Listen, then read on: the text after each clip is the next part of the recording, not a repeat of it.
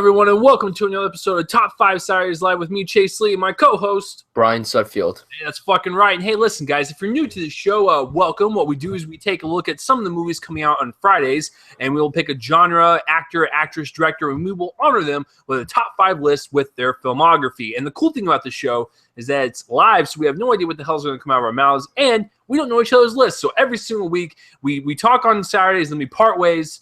We go our separate distances for 7 days, and then we come back. We come together once again every single week, and we tell each other's lists and see what lines up and what doesn't, and who has the right list and who has the wrong list. I'm just kidding. Everything is subjective. Or am I? So, and if you are a returning listener, thank you for coming back. So, first, before we get into today's subject, if you are watching on YouTube and you want an audio-only version, link will be in the description below. And hey, listen, if you are listening on the audio-only version and you want a video version, because why the fuck not, then the link will be in the description below. So, Brian, how are we doing this week? How are we doing today? Brian, Brian's younger than me. He's pushing 7-8 years, and so he's at a different stage in his life. And so, Brian, what was the monumental thing that just happened to you? I graduated high school. Oh my God, look at that. Listen, if you guys want to know how old I am, my 10-year reunion is in a year and a half. So there you go. So that's there it is for me. But yeah, so congratulations, Brian. Brian is now officially an adult. He is out in the real world, and he's going to sweat bullets, and he's probably going to ask me for advice, and it's going to be fun. I'm going to give him wrong advice. So Mr. and Mrs. Sudfield, if you're listening to this episode, I'm sorry that your son has run away. And listen to my advice. All right, so that is what Brian did. I didn't really do anything. Just another fucking week in paradise. Of course, this was the weirdest week in movies for me. I went to 2 screenings. I haven't been to a screening in a couple months, actually. I went to the Neon Demon and Wiener Dog, and I gotta tell you, after both of these, I kind of need therapy. So I'm gonna go get some therapy now. They were pretty rough to watch, both of them, in certain parts. So, just another typical week for me. But what about you guys? Did you guys see anything good? Did you guys see Independence Day regurgitate? I mean, anal fistage, whatever you want to call it. So, it just it's a weird week for movies because not everything has been kind of received by the critics very well or whatnot. But we are going to honor one of those movies. So, Brian, what are we doing this week? We're doing our favorite sci-fi sequels in honor of Independence Day. Whatever you call it, the regurgence, whatever you call it. Regurgitate. I mean, it's whatever you want to call it. So, yeah, we're going to look at sci-fi sequels. And it's going to be interesting because sci-fi sequels, I mean, looking at my list, I got a couple that follow in, sci-fi action. I got, maybe sci-fi comedy, sci-fi thriller. Like, there's a lot of different aspects that you can do with sci-fi. It doesn't have to be pure science fiction. You can mix and match with other genres as long as it has still like a kind of like a root of sci-fi, and that's all the criteria goes for. So I'm just going to be straight up. Before we begin our episode, I have to go on a little rant just for a second, and I'll probably say it on my show tomorrow as well. All these people out there, they're so damn shocked that Independence Day Resurgence is awful, just baffles me. Like, did they think this was going to be the best movie in the world? I don't understand how you can look at the 1995 one and go, well, damn, I was hoping for some gold. The first one is not that good, ladies and gentlemen. I hate to break it to you. I hate to just crush your childhood, but it is not that good of a movie. It is a cheesy, fun movie. So what were you expecting from the sequel, you idiots? Like, I don't understand people bitching about it. Like, it blows my mind. It blows my fucking mind, Brian. So, Brian, before we get into our episode, what do you think about people that are saying this, expecting it to be some fucking grand movie? Well, they're kind of idiots because while I was excited for it, I didn't hate the film. I want to say it right now. Like, some people are going a little too far with the hate. Some people are like, oh my God, I was so excited for this. That's why people are like, oh my God, it sucks because I was so excited for it and it ended up being pure shit. I knew that it wasn't going to be a cinematic masterpiece, and hey, if it was, that's fucking awesome. But I knew that it wasn't going to be that. I knew it was going to be some cheesy corn fest. Like, I knew that it was going to be some corny space destruction blah. And Yeah, a little. Some people were going a little too far with the hate, and some people were like going a little too far by saying, "Oh my god, I thought this was gonna be amazing. I didn't think it would be amazing." And like I said, if it ended up being amazing, that's great. And there are people out there who thought the film was amazing in the guilty pleasure type of way, and that's good. But if some people say, "Oh, it's a great movie, like a great, legitimate, like Oscar type film," you're on fucking cocaine. Like, I don't fucking like. What did you expect? The first one is a cheesy movie. Like, I was watching a review and I forgot who the comment was made by, but I thought this was a perfect little comment, is that if the first one came out in today's time, people would tear that one to shreds. So it's nostalgia. People just that waves over people so much nowadays. So anyways, I'm getting off my soapbox now because we have a show to do. So yeah.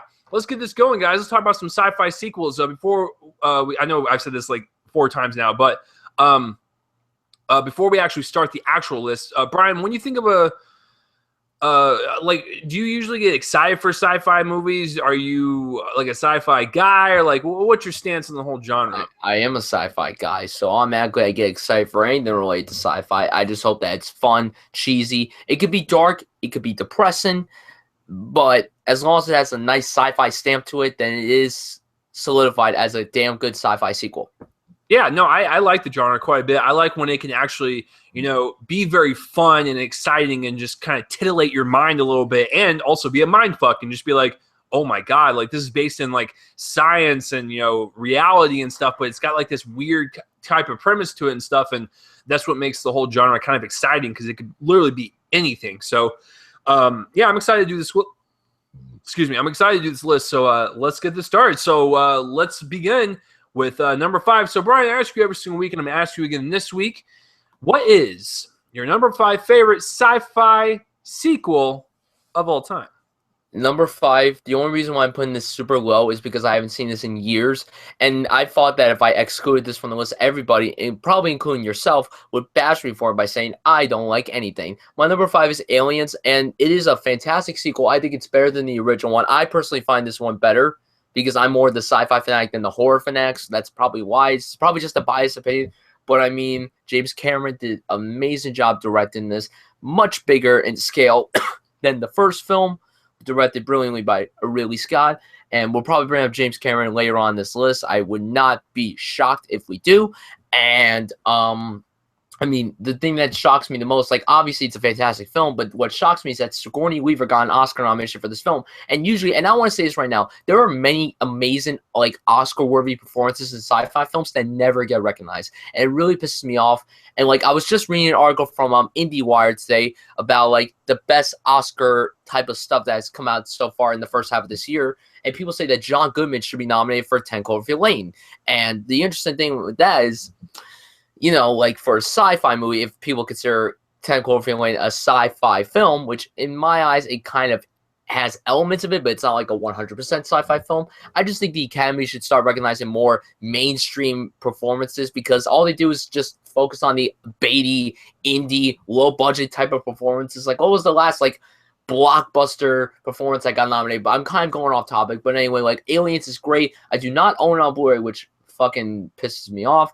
But hey, it's still a great film, and it got James Cameron. Wait, oh no, it didn't. It was James Cameron's second big film. And yeah, Aliens is my number 5. Yeah, I'm not going to speak upon it, but yeah, it's a pretty good pick. I like how this is a great segue because I like how you brought up 10 Cloverfield Lane because that's my number 5. I do classify it as a sci-fi movie. It is a sci-fi thriller. Yes, does most of it take place in a bunker with humans?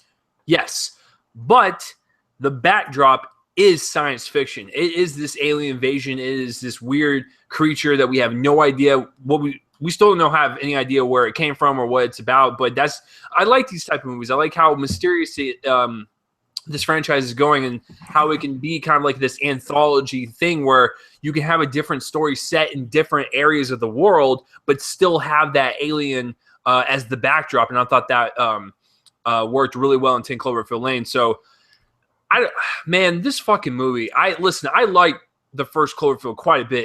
It's one of my favorite found footage movies for sure. And I watched it when I was 18 when it came out, and I was just kind of blown away. And Brian and I were talking about Star Trek earlier. I still remember this. I'm sitting in the Cloverfield screening when I was 18, and the teaser trailer for Star Trek came up for the 2009 one. It was and plus it's all J.J. Abrams' company, so I went off topic, but that's what I do.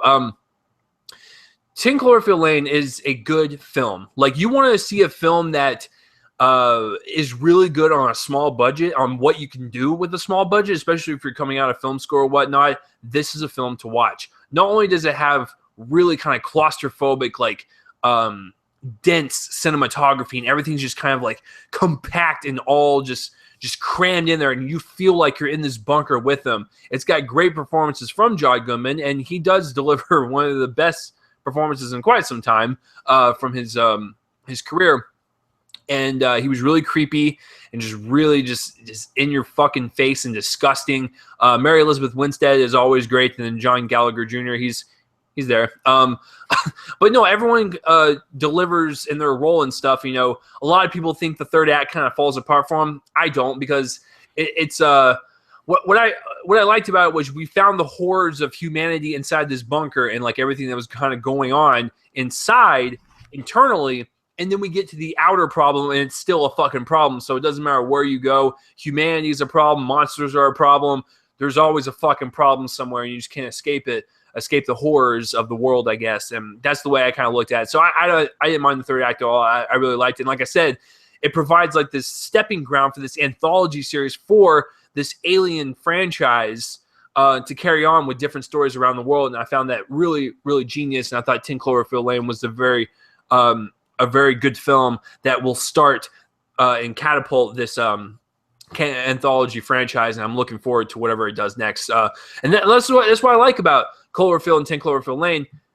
The monster is still mysterious. We don't know much about it, and that's what's kind of keeping me even more intrigued. Is like, this thing is so mysterious and pun intended, very alien to this world, to where I just want to know more about it. And if you want to use it as a center point to tell more human stories as well, I'm all on board. So I do count it as a sci-fi film. It's a sci-fi thriller in my opinion. So that is my number 5.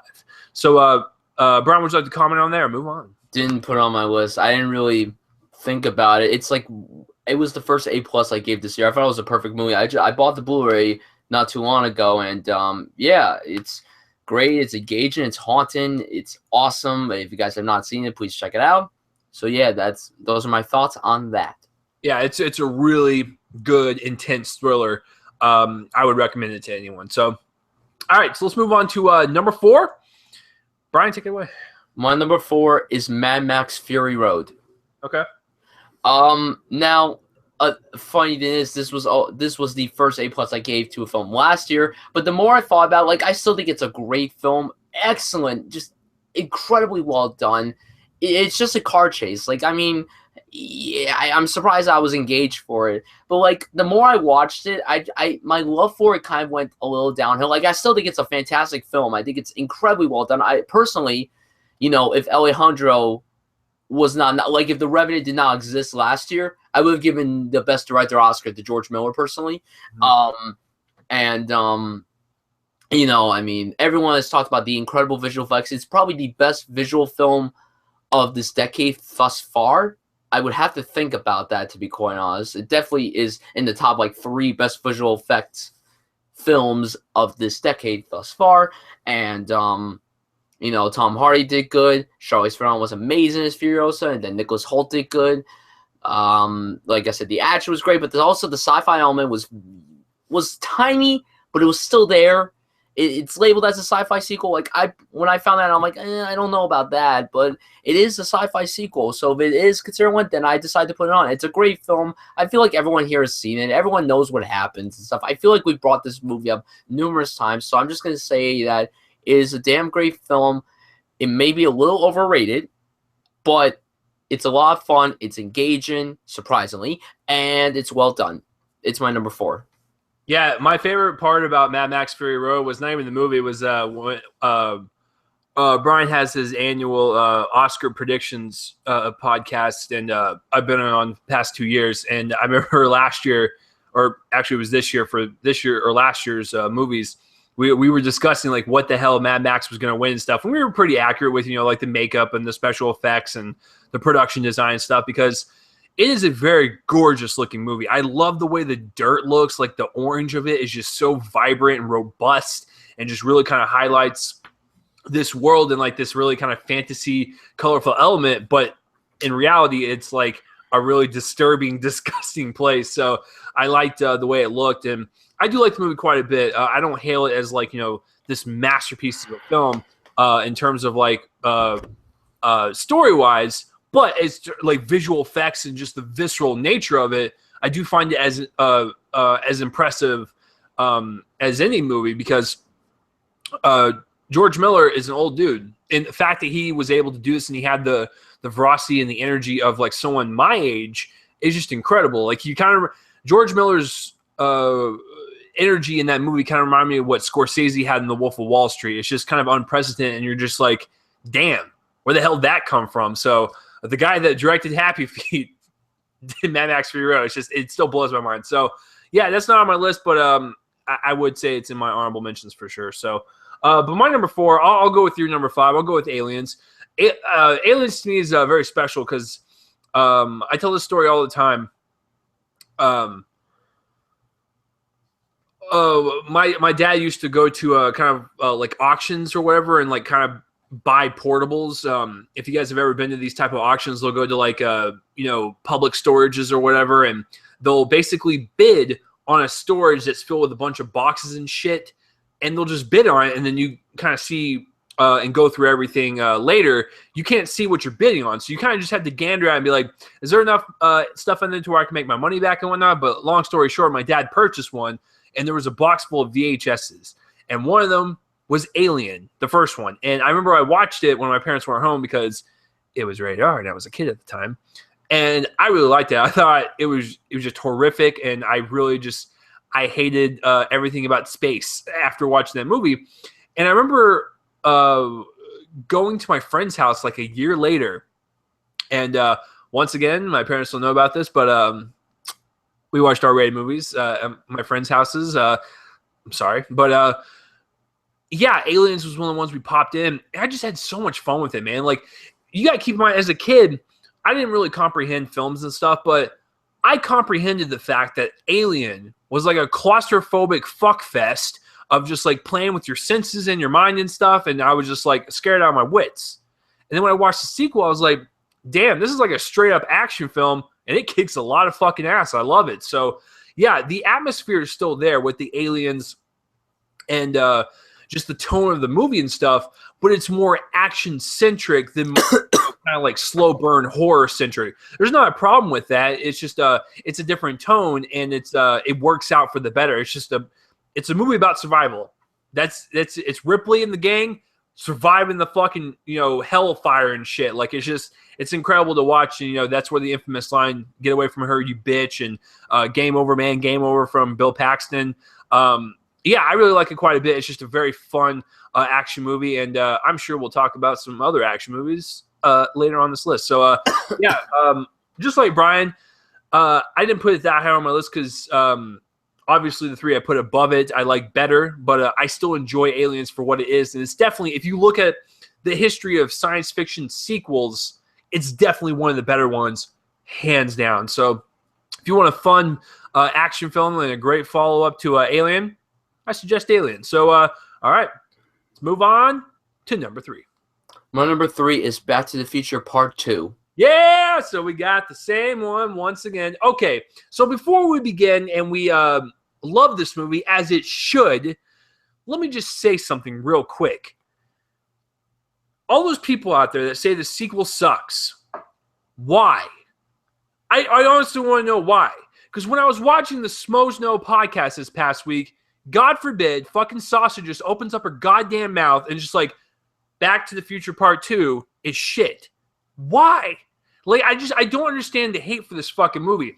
I thought it was inventive. I thought it carried on as a really strong sequel. I like the fact that they go back again to the same spot and kind of fix everything again. I love the Almanac storyline. I thought Biff was even more of a douche in this one and really just kind of made his character more disgusting and stuff. But that's what he is. He's just a disgusting bully. And I thought this storyline with the Almanac was the best one for him and whatnot. And I really like it, man. It's just a strong fucking sequel. Like, I don't get the fucking hate for it. So, Brian, take it away. Why do you think people fucking hate this movie so much? Because they don't think it's on the same level as the first one. And I get it. I get it. Was a sequel needed? Not necessarily, but well, then again, the first one did end with an open ending. So I mean, like, it kind of had to continue.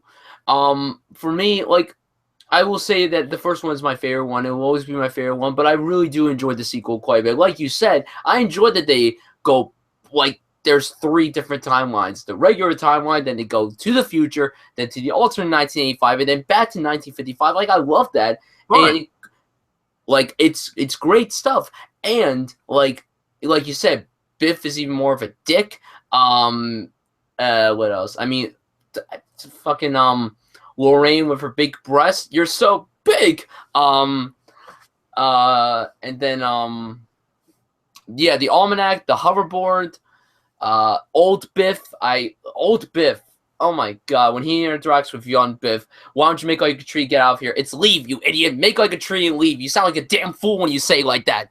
Like, it's incredible stuff. Like, I own the entire trilogy, and like when the first one, when they re-released the first one, I didn't get a chance to see the sequels in the theater, but then I rewatched them afterwards. They're like, say what you want about the third one. The third one's a fine film, but like, this one I think is actually a damn good sequel, and it's really enjoyable, and it ends very well. I mean, like I said, say what you want about 3, but it does have a great ending that leads into 3. I will say that right now, and I really enjoy Back to the Future 3. I don't think it's hated on. When you look at the Rotten Tomatoes rating, it has like a, I don't know, like a 59, which isn't a bad rating. It's not a great rating either, but it's a decent rating enough. So when people say they hate this movie, I question it too. Like, I kind of question it as well.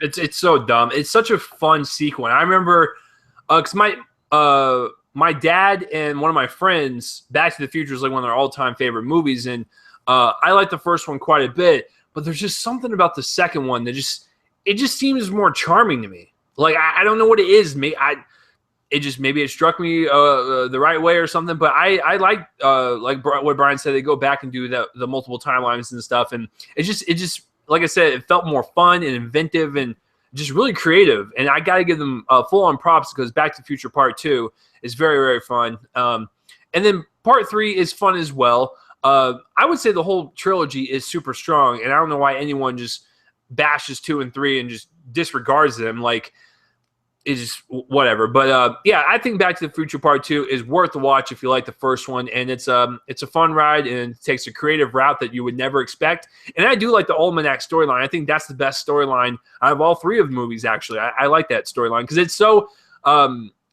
like that. I could actually see the Almanac storyline happen if time travel existed. I can see some fucking douche pick up an almanac from back in the day, shoot back in time, and like make himself rich and stuff. Like, that seems more plausible as a storyline for time travel. So, like I said, I don't know what it is about Part 2, but I love it to death. So yeah, that's our number 3s. I'm actually really curious to see your number 2, because we're probably going to have the same number 1. So I'm gonna make a wild guess. Just hear me out for a second, folks. I actually think we have the same number 2 as well. Brian? My number 2. My number 2. And you know what? I hate that I keep on saying this every fucking week. My top 2 could go back and forth. They're both too good for me, and they're both mean so much to me, not only as a sci-fi geek, but as a film lover. My number 2, and I really hate that I couldn't put this as number 1. My number 2 is The Empire Strikes Back. Oh yeah, I forgot. Brian likes Star Wars. Okay, sorry. Let me. Let me preface this by saying this. I realize that Star Wars is beloved by everyone. I'm not the biggest Star Wars fan. I like them just fine as a fan. And yes, I saw The Force Awakens 3 times in the theaters. So shut your fucking mouth and sit on a cactus and spin on it. I'm not saying they're bad movies. I like them. They're fun. They're fine. I just don't go apeshit over them. The Empire Strikes Back is not on my list, even though I like it out of the original 3. So go fuck yourself. So, Brian, why is the Empire Strikes Back your second one? And when I get to my number 2, that to me is my Empire Strikes Back for this franchise so far. So, for you, why is Empire Strikes Back important to you? It's because, like, as a little kid, I mean, this was, you know, when you grow up in a house with parents who love Star Wars. Well, my mom's the bigger Star Wars fan. My dad loved Star Wars when he was a kid, but as he got older, he was like about it. But he loved The Force Awakens. He was blown away by it. He thought he was gonna be like about it, but he loved it, and probably because Han Solo came back. That's probably why. But I mean, whatever. But no, The Empire Strikes Back. I mean, it has higher stakes than A New Hope. I can tell you that right now. It's darker than A New Hope. Obviously, you know, the whole Luke, I'm your father. Yeah, if someone says spoiler alert, then you're fucking dumb. The movie's been out for 36 years.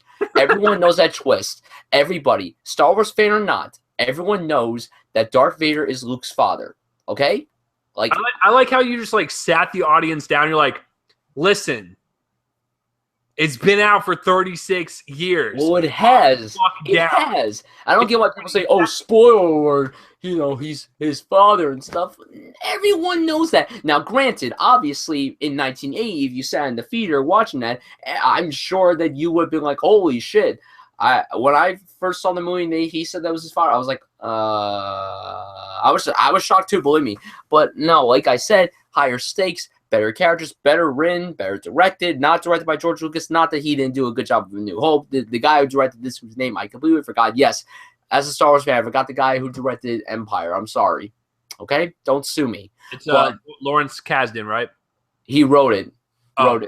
But close enough. But no, like I said, the higher stakes, and it's more dramatic than A New Hope, because while A New Hope does have drama in it, it's more fun than sad, and this one has a lot of sad elements to it, you know, with the Han being carbonated, and then, like I said, Luke finding out that Vader's his father, Luke training stuff. I don't know how that's sad, but, like, there's more dramatic, like, elements in the head. It's kind of fucked up, but, I mean, yeah, I love Empire Strikes Back. It's one of my favorites of all time. It is my favorite Star Wars film to this date, and I just feel that while it's my favorite one, like I've seen this film more than my number one, I just think my number one is the best sci-fi sequel ever made.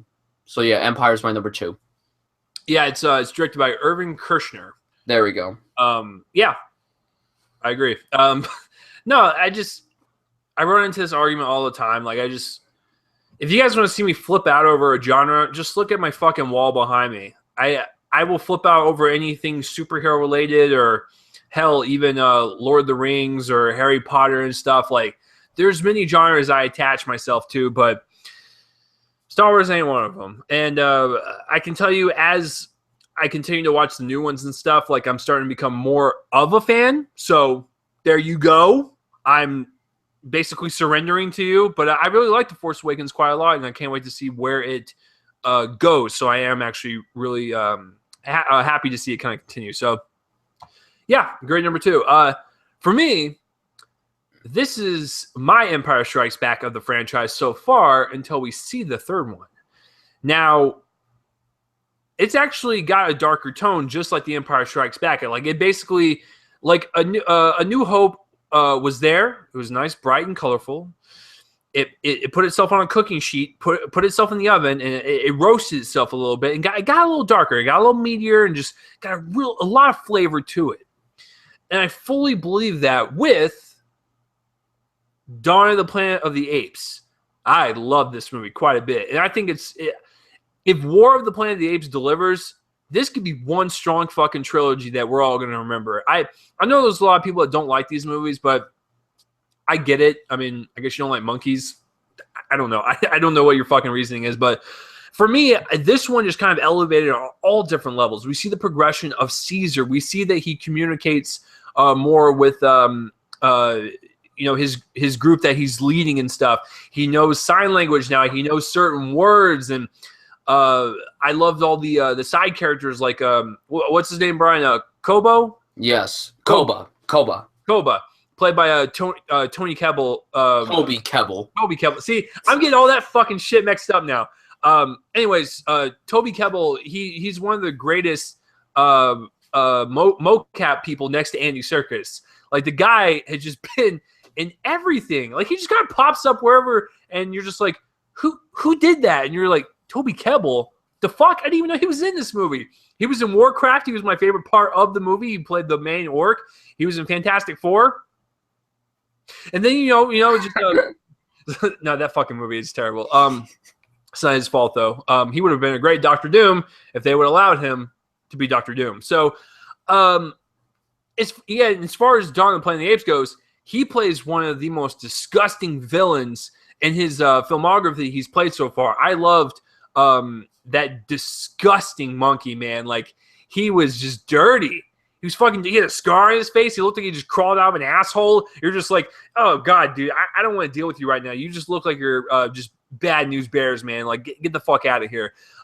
You see that he's got some good in him. Then once he was betrayed, he goes fucking evil and stuff. And Caesar's like, what are you doing, you fucking idiot? Like, this is why the humans hate us. And then the climax is really good. I love the battle between Koba and Caesar and stuff. It's just really engaging, man. It's just a great sequel. The cinematography is even better than the first one, and the visual effects go along with that cinematography, and it just looks so photorealistic with all the apes and stuff. And especially that opening shot, the movie opens up with Caesar's eyes, and it looks like a real ape.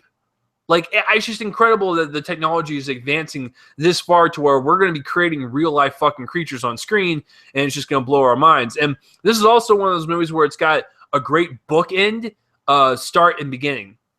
The movie starts the way it kind of ends with the same shot, but it's got different meanings and stuff, and it's just kind of like a beautiful contrast and stuff. And I really like the stakes that are going to be raised for number 3, because when you see that ending shot of Dawn of the Planet of the Apes, you're like, oh my God, shit's about to go down. Everyone go run. Go hide your kids. Go hide your wife. Shit's about to go down. Just go cry in the corner. So I think it's a great follow-up to Rise of the Planet of the Apes. I like Rise of the Planet of the Apes a lot, but I love Dawn of the Planet of the Apes, and I cannot wait to see what they do with the third one, and how they're going to tie it in to the first iconic Planet of the Apes and stuff. But for me personally, this is a great science fiction tale, which is ironic because this is something I can actually see happening in the future. So it's not really science fiction. It's more of like prediction. This is a prediction genre. Like, this is what's going to happen. A bunch of apes are going to take over, and they're just going to start killing us all. And the virus is going to wipe us out. Monkeys are going to kill us. It's going to be a bloodbath, man. But I really liked all the characters in this one, apes and humans and stuff. I cared about both. That's really important for this franchise. So yeah, can't wait for War of the Planet of the Apes. So Brian, what do you think of this sequel?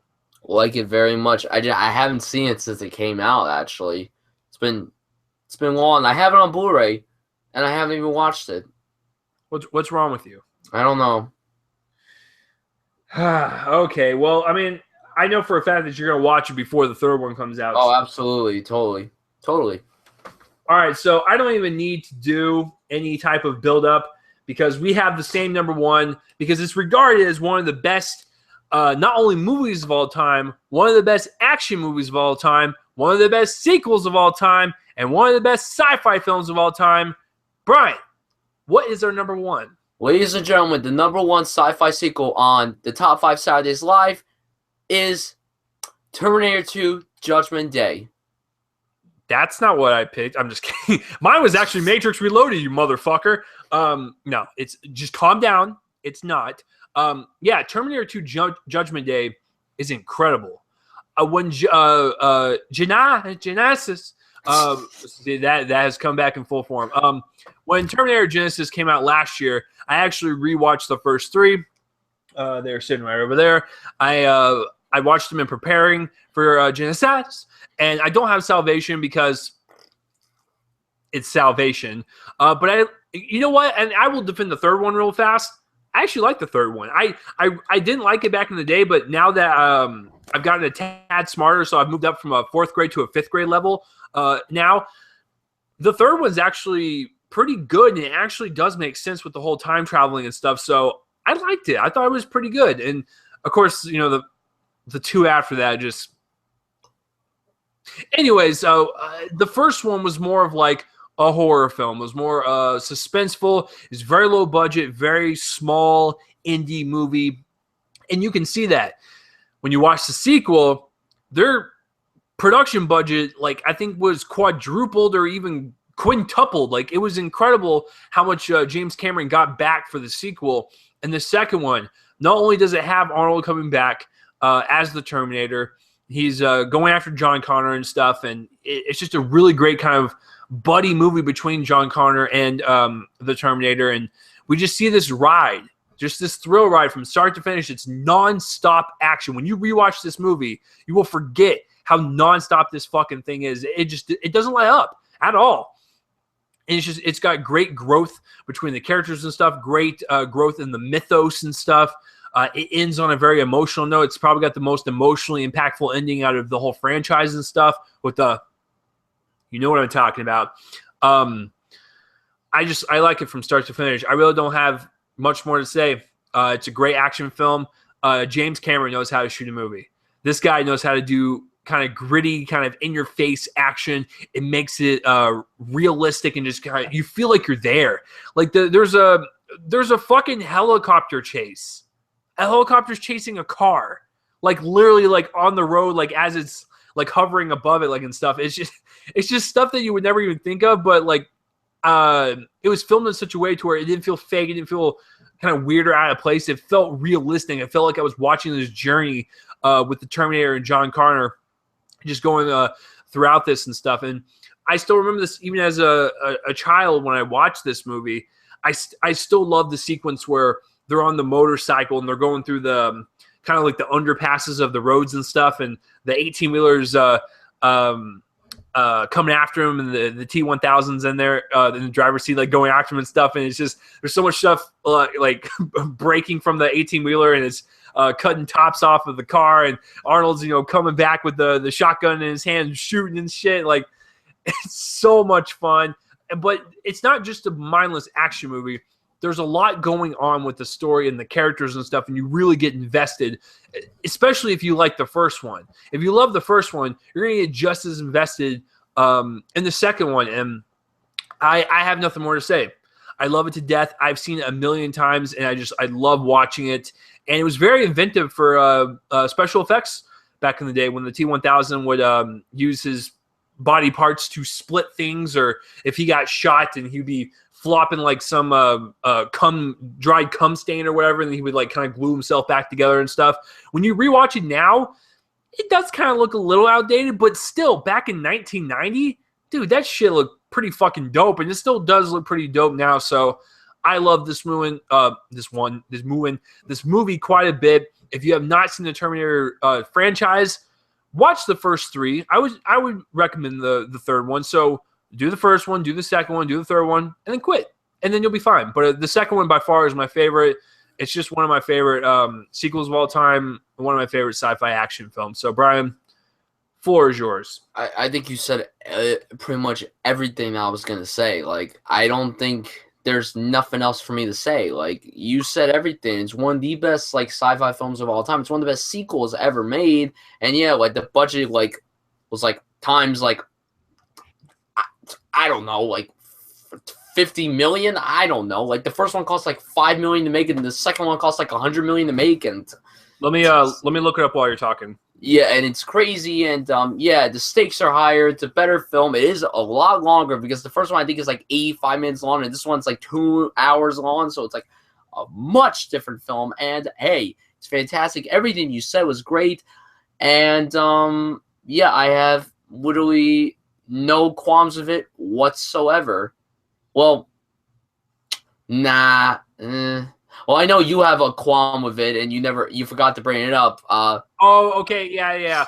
I'll let you finish, and then I'm gonna fucking lay the hammer because I completely forgot about that. Okay, it's so off-putting to me. I try to take it out of my mind while I'm talking about it. Like that's, anyways. Continue. Yeah, and overall, one of the best films of the '90s. Love it to death. It is my number one, and your number one for many good reasons that we just said to the audience. So I looked up the numbers. The first Terminator in 1984, 6.4 million as a budget. That's actually a lot for back in the day, especially for how small it felt. So that's relatively fine. The sequel, the fucking sequel, 102 million. Oh so my god! They were just like, "Hey James, you know that $6 million budget? Yeah, we're gonna basically like tenfold that and just give you 100 million." It's like, what the fuck? Like, it's just incredible. Yeah. Oh yeah. So okay. So I rewatched Judgment Day, like I said last year, in preparation for Genesis, and I still to this day do not like Edward Furlong. I don't know what it is about that kid. I like John Connor as a character because we get to see him in this movie as a punk little teenager, and you're kind of thinking to yourself, this fucking guy's going to destroy the world? Doubt it. But he embodies the teenager. That's not the problem. It's just Edward Furlong's delivery. It's his acting. He's worse than Arnold. And I love Arnold to death, but he's no fucking thespian. Well, I saw a little bit of Maggie, and I'll change my tune once I finish it. But as far as like a true actor goes, Arnold is not one of them. However, for a machine, a stale machine that delivers lines on the same level as a wooden plank is better than Edward Furlong. I don't know what it is about him, but the way he delivers his lines and the way he is in the movie, I don't buy it. And you can tell in the movie, because this is a true story, they had ADR most of his scenes. And you can tell. You can tell that the sound coming out of his mouth sounds like it came from a recording studio, and that bugs the shit out of me to this day. And I try to forget about it because the movie around it is so great. It's just a minute problem I don't really bring up. But since Brian likes to press my trigger warnings, that is one of those things where I don't care for. I mean, Brian, do you like Edward Furlong in the movie? He's not the worst thing ever, but he's not like fantastic or anything. And like, I understand when people are like, oh, I don't like him. The only movies that I really like him in are this and American History X, and that's it. Yeah, that's true. I'll give him that. An American History X is good. I think it might have been the ADR. I think the I get ADR it. I totally get it. That. Yeah, the ADR fucking killed him. If you guys don't know what ADR is, that's additional dialogue recording. And what you do is when you shoot something and you want to redo it, but you can't get the locations or whatever, you go inside, you take the actor inside of a studio and you kind of loop over the line of what they filmed and have an audio recording, and then you got to mix it in and make it seem authentic in the movie. And there's plenty of movies out there that will have a weird ADR character or line or whatever, and you're like, that just takes you out of the movie. And I think, I seriously think the ADR killed him, and it made his performance look bad. So other than that, I love the movie quite a bit. And I still have it to this day. I actually went to, what was it? Half Price Books back in the day. And I got the DVD of it, the old school DVD. And it came in this like really cool kind of metal casing or whatever, Terminator 2 Judgment Day. So I thought it looked pretty cool. So this is my version of it. I don't have it even on Blu-ray, but I went old school and got them on DVD. So yeah, Terminator 2 Judgment Day, our number one.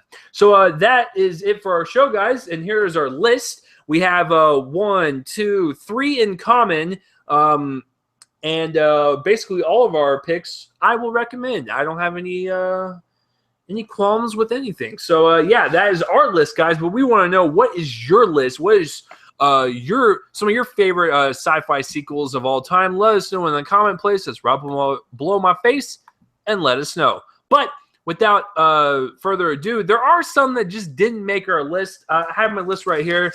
Mad Max Fury Road is one of them. I would consider 28 Weeks Later a sequel, like a science fiction sequel. I consider it a sequel. It is a fucking sequel, a sci-fi sequel. The Hunger Games 2, sure. Yeah. And Blade 2. I would consider Blade a science fiction horror film. So that's it for me. I was looking at the list, and there's really not that many good ones. You know what I'm saying? Like, there's a lot of mediocre ones or just kind of like blah ones, but like it's very rare to find like a really good sci-fi sequel. So Brian, throw some at me, or some of the were there some I missed? I can't really think of any I couldn't really find any, to be quite honest. But I will I want to give a shout out to Star Trek Into Darkness. I personally thought that was a great film, and also, you know, kind of wanted to bring it up because of Anton Yelchin. So I mean, it was a nice thing to bring up. Yeah. No, Into Darkness is a really fun one. Once again, don't understand the complaints. It's a very fun one, and I'm looking forward to Beyond. So am I. Comes out in a little bit. So, yeah. I mean, is that pretty much it for you? Pretty much it. You pretty much said everything else. I can't really think of anything else. I'm looking at my collection. There's really no. Every sequel I have here, none of them are sci-fi. The only sci-fi sequels I have are the Back to the Future films, the Star Wars films. And yeah, that's it. Okay, then I guess it's one of those dry weeks for honorable mentions. For me, I'm on that side of the coin with this one. Dishonorable mentions. I don't have any because I haven't seen enough of sci-fi films that I just remember that were sequels that were like bad or anything. I guess according to the fucking internet, it's Independence Day regurgitation. So Brian, is there some of them out there that you didn't like? Can't think of any. Really can't. Yeah, I mean, honestly, guys, this is one of those like genres to where I pick very carefully with science fiction and stuff, and I typically see mediocre ones or like kind of good ones or really great ones. I've never seen like a really terrible sci-fi film that I can name at the top of my head. And even a sequel, I can't even think of a sci-fi sequel. So, yeah, guys, I guess this is just a perfect week for everything because I can't think of any. So, but what about you guys? Is there some out there that you just dislike? Let us know down below, and I'll be like, oh yeah, that's right, because it was so terrible I fucking forgot about it. So, I mean, fuck me, right? I can't watch everything. So, all right, so that will do it for this week. But we are going to keep the show going. And speaking of that, what are we doing next week? Next week, in honor of the BFG, we are going to be talking about our top 5 films based on children's books. Now, there is a rule to this. We can only include one, and I mean one, Harry Potter film. I just want to disclose that right now. One Harry Potter film. And by the way, for people who love to comment, oh, the BFG is related to Doom, that joke is so old. I'm tired of hearing that. Listen, most of my friends, the members of my squad, I don't like saying that word because I feel like that's overused for people my age, but they're all like, oh, it's the big fucking gun. No, it's the big fucking friendly giant.